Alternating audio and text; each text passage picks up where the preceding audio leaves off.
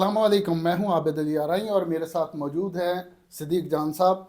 सिद्दीक जान सर। साहब, बहुत शुक्रिया आपने वक्त दिया। Welcome sir. अ, आज हमने देखा कि सुप्रीम कोर्ट के अंदर जो हलचल मची हुई है वहाँ पे माहौल गर्म हुआ है और जजेस के दरमियान जो है वो लड़ाई वो शिद्दत अख्तियार करती जा रही है।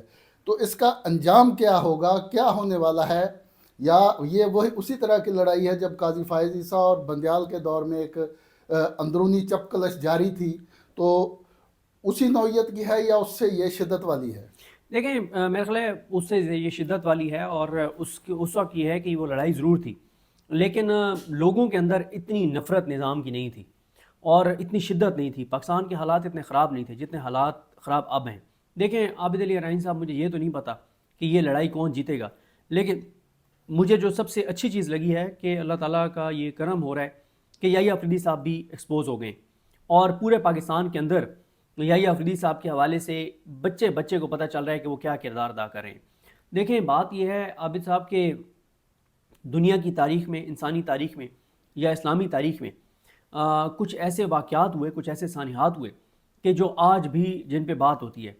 तो जब आप उन इंसानी अलमियों पर या उन सानिहात पर, उन वाक़यात पर जब आप बात करते हैं, तो जिस टाइम के ऊपर वो वाक़यात हुए उस टाइम के ऊपर सिर्फ ये डिस्कस होता है कि कौन लाइन के इस तरफ था, कौन लाइन के उस तरफ था। ये डिस्कस नहीं सही। होता कि उस वक्त कौन कितना सखी था, कौन 5 वक्त का नमाजी था, कौन ये करता था, कौन वो करता था।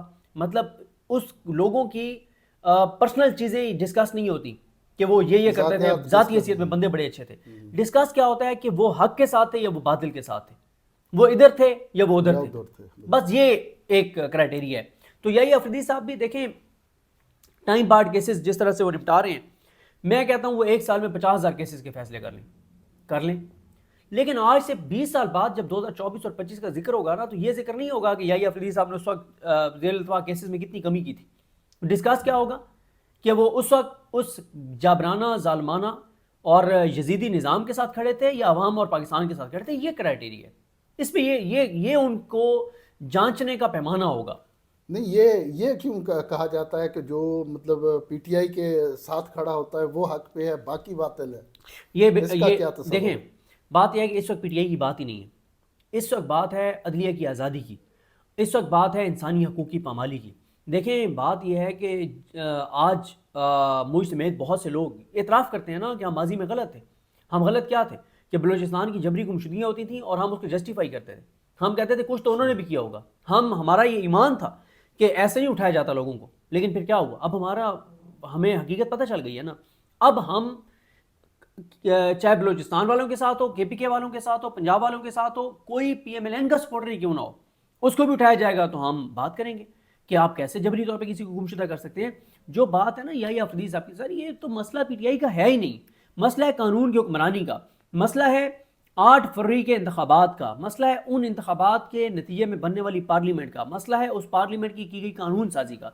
जिस तरीके से ब्रूट मेजॉरिटी जो बिलावल ने कहा और फिर जिस तरह से जबरी तौर पे लापता करके, जिस तरह से अगवा करके वो वोट डलवाए गए और जिस तरह से आइनी तरमीम हुई और उस आइनी तरमीम के तहत याहिया अफरीदी साहब को सेलेक्ट किया गया और उसके बाद जिस तरह से हाई कोर्ट में जजेस लगवाए जा रहे हैं, तो ये मसला तो पाकिस्तान का है।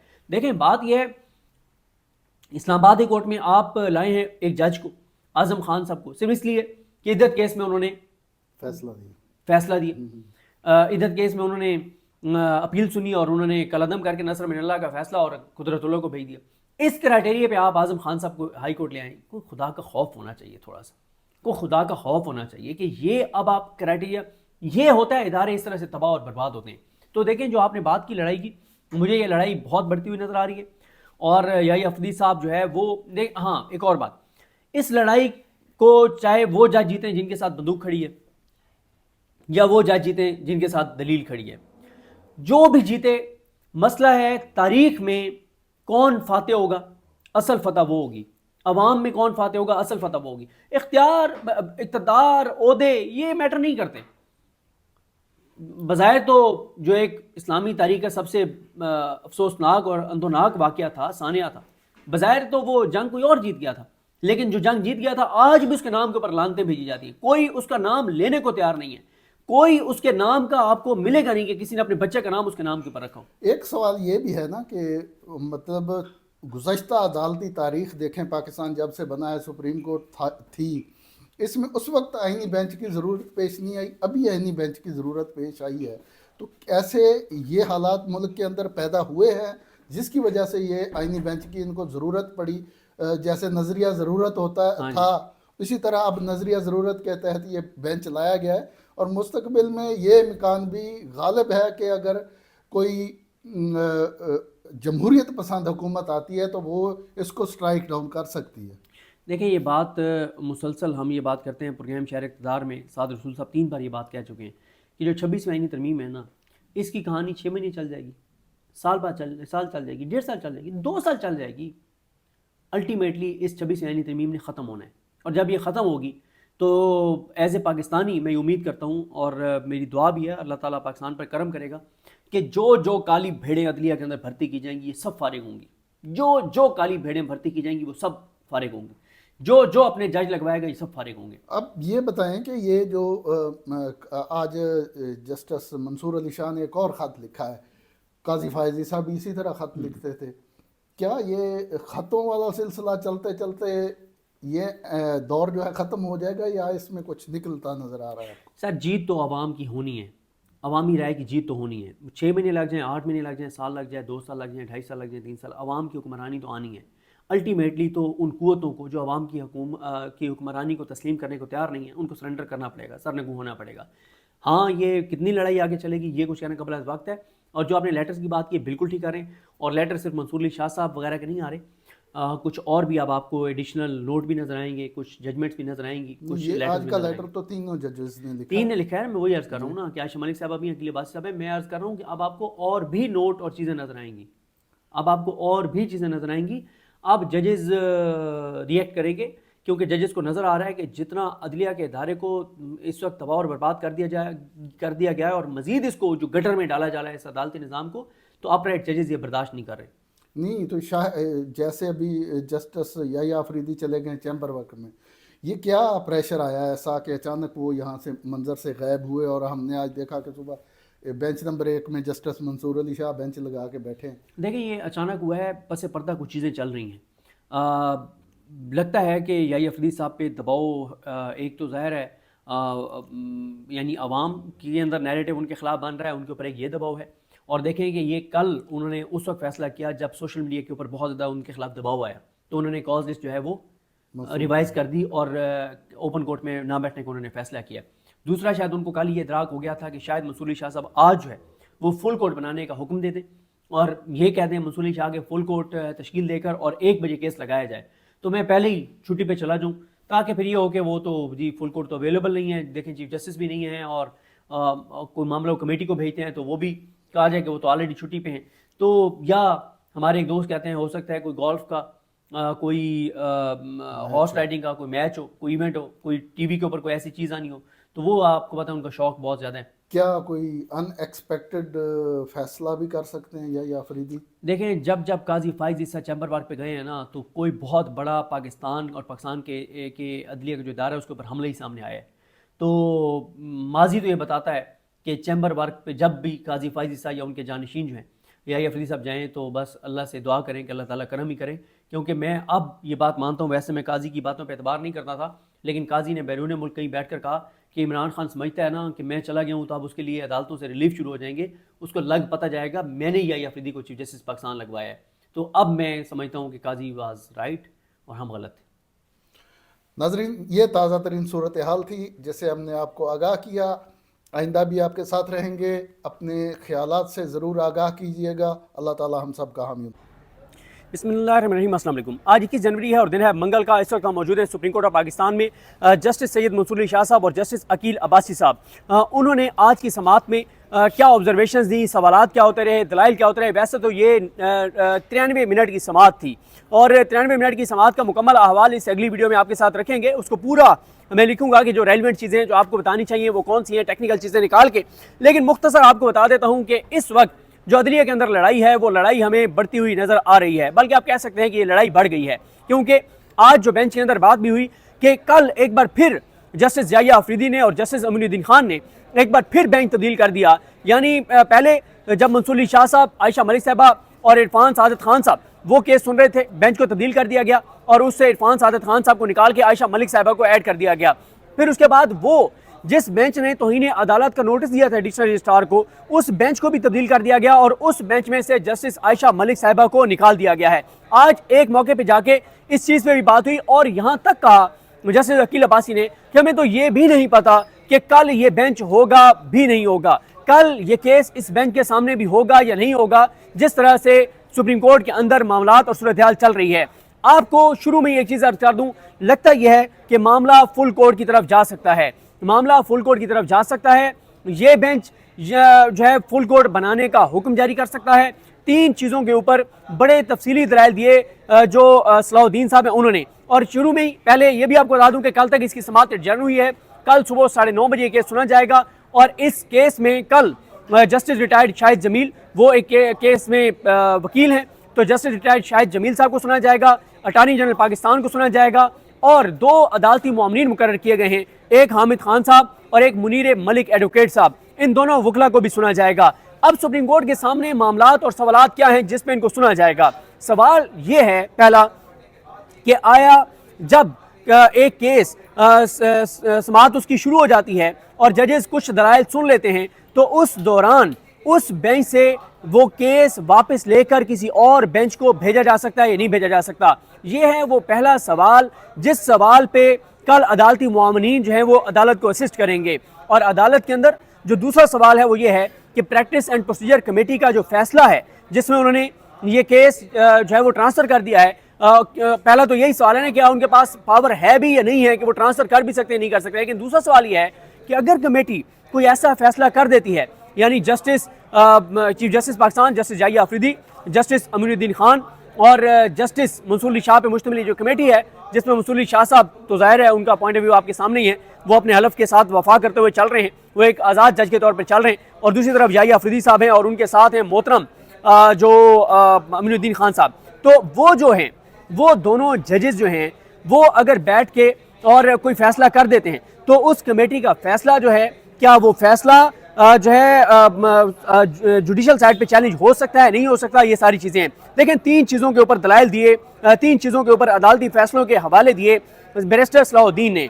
पहला हवाला, पहले उन्होंने उन अदालती फैसलों का हवाला दिया जिसमें ज्यूरिसडिक्शन का फैसला बेंच ने, अदालत ने खुद करना होता है। यानी अगर किसी बेंच के अंदर एक केस चल रहा है और उसके दायरा अख्तियार पे सवाल उठ जाता है और उससे कहा जाता है कि आप ये केस नहीं सुन सकते, यानी इस बेंच के सामने जब ये सवाल उठा कि ये केस आप नहीं सुन सकते, ये केस आईनी बेंच को सुनना है, तो इसका फैसला इस बेंच ने खुद करना था। और इसके ऊपर जो पाकिस्तान की अदालती तारीख के फैसले हैं उन फैसलों का हवाला दिया बैरिस्टर सलाहुद्दीन साहब ने। दूसरा जो बैरिस्टर सलाहुद्दीन साहब ने हवाला दिया वो दिया कि किस तरह से जो जुडिशल साइड पे फैसले हैं, जुडिशल फैसले की जो अथॉरिटी है वो एडमिनिस्ट्रेटिव ऑर्डर इंतजामी साइड पे बंद कमरे में बैठ के या व्हाट्सएप पे रब्ता करके या अफरीदी साहब और अमीनुद्दीन खान साहब अगर कोई फैसला करते हैं व्हाट्सएप के ऊपर, तो उस व्हाट्सएप के ऊपर किए गए फैसले या अफरीदी साहब और अमीनुद्दीन खान साहब गोल्फ खेलते हुए को हॉर्स राइडिंग करते हुए को फैसला कर लेते हैं, घर में चाय पीते हुए को फैसला कर लेते हैं, दफ्तर के कमरे में बैठ के को फैसला कर लेते हैं,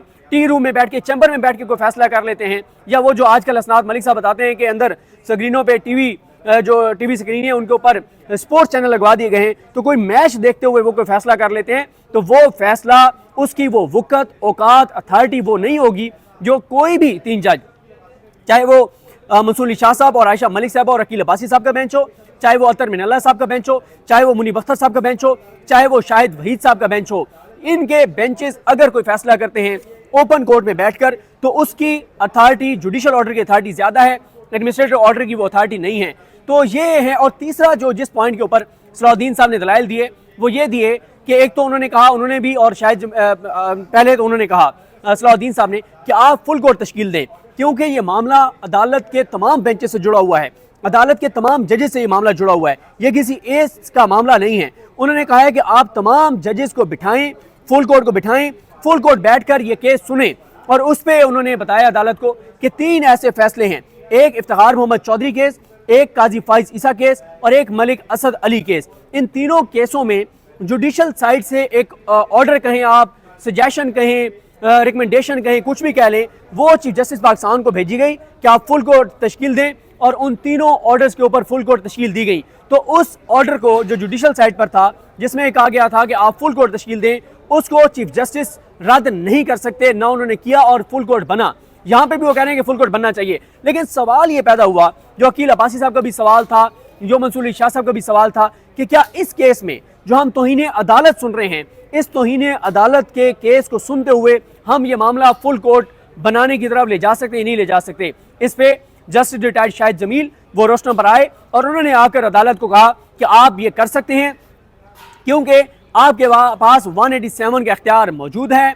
आर्टिकल 187 के तहत आप ये कर सकते हैं कि आप फुल कोर्ट की तरफ ये मामला ले जाएं। तो इस एक नुक्ते के ऊपर आप अदालत ज्यादा देख रही है कि क्या पहले उस बेंच को रिवाइव किया जाए, उस बेंच को बहाल करवाया जाए जो ओरिजिनल बेंच था, जिसमें मंसूर अली शाह साहब हैं, आयशा मलिक साहब हैं, इरफान सादत खान साहब हैं, वो, या ये बेंच भी मामला फुल कोर्ट की तरफ भेज सकता है। ये है वो पॉइंट जिसको जजेस जो है वो बहुत ज़्यादा देख रहे हैं। देखें, आज रजिस्ट्रार जो याहिया अफरीदी साहब के दोस्त हैं, जिनको वो लेकर आए हैं, रजिस्ट्रार सलीम खान, उनका एक झूठ कमरे अदालत में पकड़ा गया है उस पर, और याहिया अफरीदी साहब कैसे मुश्किल का शिकार हो चुके हैं उस पर तो हम अगली वीडियो में बात करेंगे। अब इस वक्त जो है वो जो बेंच देख रहा है, जाहिर है बेंच की जानिब से जो ऑब्जर्वेशन आ रही हैं वो यही आ रही हैं कि ये तो वाज़े तौर पर अदलिया की आज़ादी पर एक हमला है। बल्कि मंसूर अली शाह साहब ने तो एक मौके पर कह दिया, इससे ज़्यादा नहीं सुनाया जा सकता था याहिया अफरीदी साहब को कि कल को कोई बेंच बनता है और वो बेंच कुछ समातें करता है और हुकूमत को ये लगता है कि ये हमारे खिलाफ फैसला आ जाएगा, तो कमेटी बैठ के और बेंच ही तब्दील कर दे और उस बेंच से ये केस वापस लेकर किसी और बेंच को भेज दे, तो ये तो अदलिया की आज़ादी पर हमला भी है और अदलिया की आज़ादी को मुकम्मल तौर पर ख़त्म कर देने वाला मामला है। उसके बाद अदालत की जानिब से ये भी आज ऑब्जर्वेशन आई, जाहिर है कि इससे तो कोई जज केस सुनते हुए सिक्योर नहीं होगा कि मैं कोई सवाल उठाऊंगा। तो आज उन्होंने कहा भी, अकील अब्बासी साहब ने, कि हमने कुछ सवाल उठाए और उसके बाद पता नहीं क्या हुआ कि केस ट्रांसफ़र कर दिया गया। और ये भी मंसूर अली शाह साहब ने कहा, जब उनको कहा गया कि जी ये रजिस्ट्रार ऑफिस की गलती से आपके पास लग गया था, उन्होंने कहा जाहिर है कुछ अल्लाह के भी डिज़ाइन है, अल्लाह की भी तदबीरें होती हैं, आपसे गलती हुई, हमारे पास मामला आ गया, हमने समाअत शुरू कर दी और फिर ये केस जो है वो ट्रांसफ़र कर दिया गया। आज याहिया अफरीदी साहब के हवाले से, अमीरुद्दीन खान साहब की कमेटी के हवाले से बहुत सी ऑब्जर्वेशन आई हैं, अदलिया की आज़ादी के हवाले से बात हुई है, 26वीं आईनी तरमीम, और ये भी उन्होंने कहा कि ये ऑर्डर में जो एक है कि 26वीं आईनी तरमीम के केसेस उधर लागे, ये तो यहाँ तो 26वीं आईनी तरमीम तो नहीं सुन रहे थे हम, अकील अब्बासी साहब ने कहा। तो अब अटारनी जनरल पाकिस्तान को कहा गया, आमिर रहमान साहब गो के मौजूद थे अटारनी जनरल ऑफिस से, और आमिर रहमान साहब ने ये कहा कि आप क्योंकि तौहीन अदालत के तहत ये केस सुन रहे हैं तो आप अभी इससे बाहर नहीं जा सकते, जो आपका दायरा अख्तियार है तौहीन अदालत सुनते हुए। और यही वो पॉइंट है जिस पे कल सुबह दोबारा 9:30 बजे अदालत बैठेगी और अदालत इस आम नुक्ते को सुनने जा रही है। और एक ऐसे वक्त पे जब इतनी बड़ी लड़ाई छिड़ चुकी है, उसमें जो मोहतरमुल मकाम मोहतरम चीफ जस्टिस पाकिस्तान है, जस्टिस याहिया अफरीदी साहब, वो याहिया अफरीदी साहब जो हैं वो इस वक्त चैम्बर वर्क पे चले गए हुए हैं। वैसे अब वो पता नहीं चैम्बर वर्क पे हैं, छुट्टी पे चले गए हैं, और बल्कि अभी हमारे एक दोस्त यहाँ पे ठहरे थे, उन्होंने, मैं जाहिर है उनसे ये इजाज़त नहीं ली कि मैं उनका नाम कोट कर सकूँ, लेकिन उन्होंने कहा ये भी हो सकता है कि कोई पोलो का, कोई गोल्फ का, कोई हॉर्स राइडिंग का कोई इवेंट आ गया हो। और जाहिर है आपको पता है कि जो मौजूदा चीफ जस्टिस पाकिस्तान है याहिया अफरीदी साहब, उनके हवाले से यह है कि वो सबसे ज़्यादा मुकद्दम जिस चीज़ को रखते हैं वो हॉर्स राइडिंग है, गोल्फ है, इन चीज़ों को वो बहुत मुकद्दम रखते हैं। तो जाहिर है ये अगर चीज़ें आ गई हैं तो फिर इंसाफ फराहम करने या फैसले करने से वो ज़्यादा फिर शायद बेहतर हो सकता है, जो यहाँ पे ये बातचीत भी हो रही है। और वैसे भी वो जो याहिया अफरीदी साहब हैं वो ऐसी सहूलतकारी कर रहे हैं कि वो एक तासुर ये दे रहे हैं कि नहीं, वो तो एक अपराइट जज हैं, वो इस निज़ाम के हिस्सा नहीं है, वो इस निज़ाम के सहूलतकार नहीं है, लेकिन सब वो काम कर रहे हैं जो ये निज़ाम चाहता है। जैसे उन्होंने इस्लामाबाद हाई कोर्ट के 2 जजेस लगवाए हैं, जैसे वो दीगर हाई कोर्ट्स में जजेस लगवा रहे हैं। हुकूमत जब जब जो इजलास चाहती है कि वो बुलाया जाए याहिया अफरीदी साहब, तब वो इजलास बुला लेते हैं। और याहिया अफरीदी साहब इसलिए ना तो फुल कोर्ट मीटिंग बुला रहे हैं, ना उन्होंने जो कमेटी का फैसला था मंसूर अली शाह साहब और मुनीब अख्तर साहब का कि 26वीं आईनी तरमीम फुल कोर्ट के सामने लगाई जाए, वो लगाया। लेकिन अब लगता यह है कि मामला फुल कोर्ट बनने की तरफ जा सकता है, इसके बहुत ज़्यादा चांसेस हैं, क्योंकि आज इस एक नुक्ते के ऊपर ना बहुत ज़्यादा दलाइल दिए गए, बहुत ज़्यादा बात की गई कि क्या हम फुल कोर्ट बनाने का कह सकते नहीं कह सकते। और इसमें जो सलाउद्दीन साहब ने अदालती फैसलों का हवाला दिया कि आप कह भी सकते हैं, आपको कहना भी चाहिए, और दूसरा उसमें यह है कि जब आप कह देंगे तो फिर कमेटी के पास कोई इख्तियार नहीं है कि वो आपके इस जुडिशल रिकमेंडेशन को नज़रअंदाज करे, क्योंकि माजी में ऐसा कभी नहीं हुआ। और आज वाज़ेह तौर पर ये ऑब्जर्वेशंस भी एक तरह से आ गई हैं और वकला की जानिब से भी कहा गया है कि जो कमेटी है जस्टिस जाहिया अफरीदी की और अमीनुद्दीन खान की, उसके फैसले गैर आईनी हैं, गैर कानूनी हैं और वो मुकम्मल तौर पर अदलिया के जो बची कुछ इसाक है उसको भी तबाह कर रहे हैं। और ये आज सारी चीज़ें हैं और अदालती फैसले जिनका हवाला दिया था सलाहुद्दीन साहब ने वो नोट कर लिए गए हैं। और अब देखते हैं कि आज का जो ऑर्डर आता है उसमें क्या कुछ होता है। और जाहिया अफरीदी साहब के हवाले से जो ऑब्जर्वेशन आई और 93 मिनट तक कमरा अदालत में क्या होता रहा, इसका मुकम्मल अहवाल आपके साथ नेक्स्ट वीडियो में शेयर करेंगे। मुझे अपनी दुआ में याद रखें। अल्लाह करीम साहब का हामी नासरू। अल्लाह हाफिज़। बिस्मिल्लाहिर्रहमानिर्रहीम। अस्सलाम वालेकुम। मैं हूँ बिशारत रजा शहरदार से एक और वील आपके साथ आपकी खिदमत में हाज़िर। मेरे साथ मौजूद हैं सदीक जान साहब। आज सुप्रीम कोर्ट ऑफ पाकिस्तान में एक अजीब व गरीब किस्म की चीज़ें हमारे सामने आई है। जस्टिस मंसूर शाह, जस्टिस अकील अब्बासी और जस्टिस आयशा मलिक के एक बेंच में केस की समाअत हो रही थी और असल में ये मामला था 26वीं आईनी तरमीम का इख्तियारात की तकसीम का मामला था, जिसमें 26वीं आईनी तरमीम की इलास्टिक शुदा शलवार पहनाकर चीफ जस्टिस जाहिया अफरीदी को चीफ जस्टिस बनाया गया और दूसरी तरफ जस्टिस अमीनुद्दीन खान को एक आईनी बेंच का सरबराह बनाया गया। मामला ये था कि इख्तियारात की तकसीम का और बैरिस्टर सलाहुद्दीन इस केस के वकील थे। वो कराची से यहाँ आए, केस लगा ही नहीं, सर से गायब कर दिया गया केस। क्या हुआ सदीक जान साहब, आप मौजूद थे वहाँ पर? बिल्कुल। जिस तरह एक अच्छा फिर ये हुआ कि रिसर्च ऑफिसर को कहा गया जी कि ये आईनी नुकात उठाएगा, देखेगा। जस्टिस आयशा मलिक ने उस पर बड़ा ही तंजिया कहा। अब हमें एक रिसर्च ऑफिसर बताएगा कि इस केस में आईनी नुकता है या नहीं है। उन्होंने ये भी कहा कि मेरी अपनी जो जुडिशल हिस्ट्री है, तारीख है, मैंने कभी ऐसा नहीं देखा कि सरे से वो केस ही गायब कर दिया गया। और जस्टिस अकील अब्बासी साहब ने ये कहा कि मैं जब सिंध हाई कोर्ट का चीफ जस्टिस था तो एक उस वक्त वहाँ भी पहले वो जज थे। जी जी जज मैं बता, अकील अब्बासी साहब ने कहा कि जब वो जज थे तो उस वक्त चीफ जस्टिस थे जी, उन्होंने क्या किया था कि उन्होंने भी इसी तरह की एक हरकत की थी, अटेम्प्ट की थी। ठीक है। और फिर ये हुआ था कि ये जो जिन केस असद अली केस और कुछ और केसेस के हवाले जो दिए हैं इन्होंने सलाहुद्दीन साहब ने, तो इन अदालती फैसलों की वजह से उनको वो केसेस दोबारा हमारे पास लगाने पड़े। ठीक है, बिल्कुल। देखें ये ना बिशारत राजा साहब, इसमें आप एक चीज़ ध्यान में रखें कि ये किस तरह का ये केस किससे जुड़ा हुआ है। ये मैंने अपना व्लॉग किया ना तो मेरे जहन में नहीं आया, लेकिन वो आपकी एक रूहानी क्योंकि शख्सियत है तो आपको पहलू में खड़े होकर मुझे वो याद आ गया। ठीक है, ये वो काम किया है जाहिया अफरीदी साहब ने टेरियान वाइट केस वाला जी, टेरियान वाइट केस वाला जो इस्लामाबाद हाई कोर्ट में था, जो आमिर फारूक साहब ने किया। आमिर फारूक साहब ने यह किया कि उन्होंने केस के रिजल्ट को तब्दील करने के लिए बेंच तहलील कर दिया। बिल्कुल ऐसा ही है। उसके ऊपर जो इस्लामाबाद हाई कोर्ट के 3 जजेस का फैसला है, जो जिसमें तारिक महमूद जहांगीरी साहब हैं, अरबाब मोहम्मद ताहिर साहब हैं और समर रिफत इम्तियाज साहब हैं, उनका बड़ा एक तारीखी फैसला है जिस फैसले में उन्होंने कहा है कि जब एक केस फिक्स हो जाता है एक बेंच के सामने तो फिर चीफ जस्टिस के पास ये इख्तियार नहीं है कि वो उस बेंच को तब्दील करे। देखें ये तो इसी तरह से है कि चीफ जस्टिस एक बेंच बनाए और चीफ जस्टिस जब बेंच बनाए तो पहली समाअत के ऊपर रिमार्क्स से चीफ जस्टिस को या उस वक्त की हुकूमत को, उस वक्त के निज़ाम को, उस वक्त के इदारों को ये भिनक पड़ जाए कि यार ये जज तो कुछ और फैसला करने जा रहे हैं। तो वो 26वीं यानी तरमीम के तहत अपने लगाए गए चीफ जस्टिस को व्हाट्सएप पे कॉल करें या मैसेज करें या जिस वायास उनसे रब्ता है उससे रब्ता करें। कोई भी, मैं आइंदा की भी बात कर रहा हूँ, अभी की बात नहीं कर रहा, आप ना परेशान हो, ठीक है। तो क्योंकि मैं वैसे बात है कि यहाँ पर ये बीच में इसको मुकम्मल कर लूँ, इसको मुकम्मल कर लूँ कि ये फिर यह है कि पहली समाअत में पता चल गया कि क्या इसका आउटकम आ सकता है, तो हुकूमत, निज़ाम, इदारे चीफ को कहें कि सारे ये काम खराब हो रहा है और चीफ जस्टिस उस बेंच से लेके किसी और बेंच को भेज दे। फिर उस बेंच से भी रिमार्क्स ऐसे आए तो चीफ जस्टिस को लगे यार ये तो फैसला कुछ और होने जा रहा है, वो उससे भी केस ले और तीसरे बेंच को दे दे। तो ये तो आप अदलिया को तबाह और बर्बाद करने वाली बात है। पहले खैर अदलिया तबाह और बर्बाद हो गई है, रईस इसाक भी ख़त्म हो जाएगी। तो ये जो जाहिया अफरीदी साहब ने किया है, जिस तरह से आज आपने देखा, देखें इसमें कोई इंटरेस्ट नहीं है मंसूर अली शाह साहब का ज़ाती, इसमें कोई ज़ाती इंटरेस्ट आयशा मलिक साहबा का नहीं है, इसमें कोई ज़ाती इंटरेस्ट अकील अब्बासी साहब का नहीं है।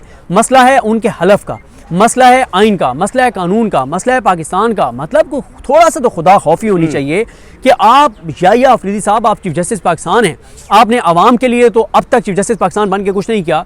और आपने जो मीटिंग की ATC के जजेस के साथ, आपने कहा कि ATC के जजेस को कि आज़ादाना फैसले करो, उसके बाद से आप एक टाइम लाइन बना लें कि जो अमजद अली शाह हैं जो ATC रावलपिंडी के जज हैं, जो GH हमला केस सुन रहे हैं, और जो आपके मंजर अली गिल हैं जो 9 मई के केसेस सुन रहे हैं लाहौर में, कोर कमांडर हाउस वाला केस सुन रहे हैं।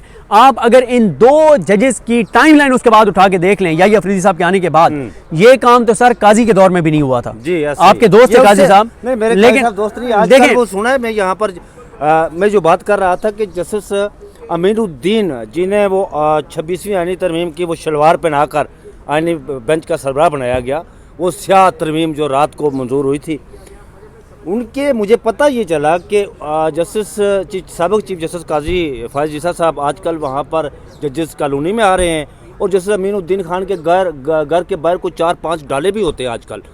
वो ढाले क्या उन्हें कोई ख़तरा है? आईनी बेंच के सरबराह हैं, इतने हाई प्रोफाइल केसेस सुन रहे हैं, तो सिक्योरिटी का इशू हो सकता है। और फिर ये बताइए, या ये हो सकता है अगर काजी साहब उनको मिलने आए हैं तो काजी साहब के साथ तो इसको बहुत ज़्यादा सिक्योरिटी होगी डेफिनेटली। काजी साहब के साथ तो इस वक्त जो पाकिस्तान की यानी सबसे हसास तरीन ओहदों की जो शख्सियात हैं, जितने उनको थ्रेट होंगे उससे ज़्यादा काजी फायज ईसा साहब को मतलब सिक्योर किया जा रहा होगा। तो काजी साहब के साथ हो सकता है वो डाले काजी साहब के साथ हों, और वो जब अमीनुद्दीन खान साहब के घर आते हों मिलने उनसे चाय पीने, तो फिर हो सकता है वो डाले इसलिए खड़े हों। और देखें काजी साहब ने, वो किसी ने आई थिंक समीना पाशा साहब ने ट्वीट किया था बड़ा खूबसूरत, कि काजी साहब जब आईनी बेंच बना ना, उन्होंने कहा कि काजी साहब आप वर्क फ्रॉम होम करेंगे, ठीक है। और फिर इसी तरह से किसी ने कहा कि इस पूरे बेंच में जब उन्होंने कहा कि सबसे ज़्यादा जो है ना वो काम बढ़ गया है मोहम्मद अली मज़हर साहब का, क्योंकि जो अमीनुद्दीन खान साहब की साइड है इस वक्त उनके रिमार्क्स क्योंकि उसी तरफ हैं, तो अमीनुद्दीन खान साहब की जो साइड है उधर से फैसले अगर किसी को लिखने पड़ जाएं उनमें से, तो उसमें आपको पता है कि मोहम्मद अली मज़हर जो है उनके पास सलाहियत है, और दूसरी तरफ इंडिपेंडेंट जो अपनी जजमेंट लिखेंगे वो ज़ाहिर है हसन अजहर रिजवी साहब लिखेंगे। मुझे पता चला जस्टिस मोहम्मद अली मज़हर साहब, ये फंड है, इसकी दाद देनी चाहिए। वो ढोलकी बड़ी अच्छी बजाते हैं और गायकी भी बड़ी अच्छी करते हैं। उनके घर में जजेस कॉलोनी में जब वो दोस्त उनके पास जाते हैं तो फिर वो शुगल के तौर पर ढोलकी भी बजाते हैं और गायकी भी करते हैं। ये उनका एक पर्सनल चले वो एक है, दाद है, फंड है, उसको दाद देनी चाहिए। अच्छा मुझे ये बताइए कि ये सरे से केस ही गायब कर दिया गया, और फिर बताया गया डिप्टी रजिस्ट्रार थे, उन्होंने आकर बताया जी कि जजेस कमेटी इजलास में फैसला हुआ कि 27 जनवरी को ये आईनी बेंच के सामने केस लगेगा। और जस्टिस मंसूर शाह ने कहा कि मैं उस कमेटी का मेंबर हूँ, मुझे तो पता ही नहीं। बिल्कुल, देखें यही मसला हुआ ना, एक तो कमेटी का इजलास कब हुआ, कहाँ हुआ, कैसे हुआ, उसका कोई ऑर्डर नहीं था। और फिर सबसे बड़ी बात यह है कि देखें मंसूर अली शाह साहब क्या कह रहे हैं, वो कह रहे हैं कि हमने एक आपको जुडिशल ऑर्डर दिया, हमारा एक जुडिशल ऑर्डर है कि ये केस 20 तारीख को सोमवार के दिन 1 बजे समाअत के लिए मुकर्रर कर दें जी। आप कहते हैं कि मैंने इसलिए नहीं किया कि कमेटी ने कोई फैसला किया। वो कमेटी ने क्या फैसला किया, वो कमेटी का फैसला क्या है, कहाँ है, मिनट्स कहाँ हैं, ऑर्डर कहाँ है? क्योंकि देखें जो फिर इससे जुड़ा हुआ आयशा मलिक साहबा का सवाल है ना, कि अगर कमेटी ने जो याहिया अफरीदी साहब हैं और अमीनुद्दीन खान साहब हैं, उन दोनों ने अगर केस इस बेंच से लेके और आईनी बेंच को भेजा तो उन्होंने को पावर इस्तेमाल की होंगी ना। ऐसा तो नहीं किया ना कि हमें क्योंकि ख्वाब आया है तो हमने ट्रांसफ़र कर दिया है, हमें क्योंकि किसी ने कह दिया तो हमने ट्रांसफ़र कर दिया है, हमें क्योंकि वो आईनी बेंच पसंद है तो इसलिए ट्रांसफ़र कर दिया है, क्योंकि वो नून लीग का सिलेक्टेड बेंच है तो हमने, मतलब ये तो कोई रीजनिंग नहीं है ना। आप कोई बताएंगे ना कि आइन की फलाने आर्टिकल, कानून की फलानी शिक, वो हमें ये इख्तियार देती है कमेटी को कि हम किसी भी बेंच से केस वापस लेकर और किसी दूसरे बेंच को देना है। हाँ, और अगर वो ये कहते हैं कि ये केस आपके पास लगना ही नहीं चाहिए था, तो उसमें भी आयशा मलिक साहब ने कहा, उन्होंने कहा कि आज केस आप लगाते, दलाइल देते, हम उसके ऊपर ऑर्डर कर देते जी, ऐसा ही ठीक है। आप हमें आगे कहते तो सही कि आप ये केस नहीं सुन सकते, आप दलाइल दे देते ना। ये क्या तरीका है कि आपने बंद कमरे में आइन का आर्टिकल 191 की तशरीह का ये केस था, जिसमें आज जस्टिस मंसूर शाह ने अटॉर्नी जनरल को भी तलब कर रखा था मावनत के लिए, और हुक्मनामा भी उन्होंने दिया था 2 दिन कबल, लेकिन उस पर अमल दरामद नहीं हुआ। और इत्फाक से ऐसा हुआ जी कि जब ये कल रोस्टर जारी हुआ तो हम देख रहे थे, रात को भी मैंने देखा कि जस्टिस इरफान सादत इस बेंच का हिस्सा थे। अब जस्टिस अकील अब्बासी ने ये केस सिंध हाई कोर्ट में सुना हुआ है। बिल्कुल, जस्टिस याहिया अफरीदी ने यह किया जी कि जस्टिस इरफान सादत को निकाल बाहर करके जस्टिस अकील अब्बासी को इस बेंच का हिस्सा उसमें मेरी उसमें राय है कि उस पर थोड़ा सा मैं अर्ज करूंगा कि उसमें तो जब आप फाइनल कॉज लिस्ट देखते हैं तो फाइनल कॉज लिस्ट में भी उस दिन बेंच यही था, यानी अकील अब्बासी साहब थे। मसला इस बेंच के उस दिन चेंज होने का नहीं है, वो तो पहले से फाइनल कॉज लिस्ट में यही था। मसला ये है कि जब ये रूटीन है, आप भी देखते हैं हम भी देखते हैं कि जब कोई बेंच एक केस सुनना शुरू कर देता है, जी। अगर वो बेंच तब्दील भी हो जाए, यानी रेगुलर बेंच तब्दील हो जाए, तो वो जो केस पार्ट हर्ट होता है वो वही बेंच होता है, उसको स्पेशल बेंच फिर करार दे दिया जाता है, और वो फिर 11:30 के बाद या 1 बजे के बाद या 2 बजे के बाद या 2:30 बजे के बाद फिर वो बेंच बैठ के वही केस सुनता है, क्योंकि वो पार्ट हर्ट होता है। क्योंकि वो देखें, फिर ये तो अगर मिसाल के तौर पे 1 घंटे के दलाइल हुए हैं, एक जज चेंज हो गया, अब जो अगला जज आया उसने तो 1 घंटे के दलाइल सुने नहीं है जी, तो कैसे फैसला कर सकता है? तो लिहाजा जब कोई केस पार्ट हर्ट होता है तो फिर ज़रूरी होता है कि पार्ट हर्ट केस जो है वो उसी बेंच के पास जाता है जिस बेंच ने उसको सुना होता है। नहीं सदीक जान साहब, मुझे ये बताइए कि जैसे अकील अब्बासी सिंध हाई कोर्ट के चीफ जस्टिस रहे, उन्होंने ये नुकता उठाया कि चीफ जस्टिस के पास भी अख्तियार नहीं होता कि वो केस ट्रांसफ़र करे, और ये जस्टिस मंसूर शाह ने भी कहा कि जो अदालती अहकामात होते हैं, हुक्मनामा होता है, उसको चीफ जस्टिस भी उस हुक्मनामे को मानने का पाबंद होता है। तो ये सारा सीन कैसे हुआ कि जिसमें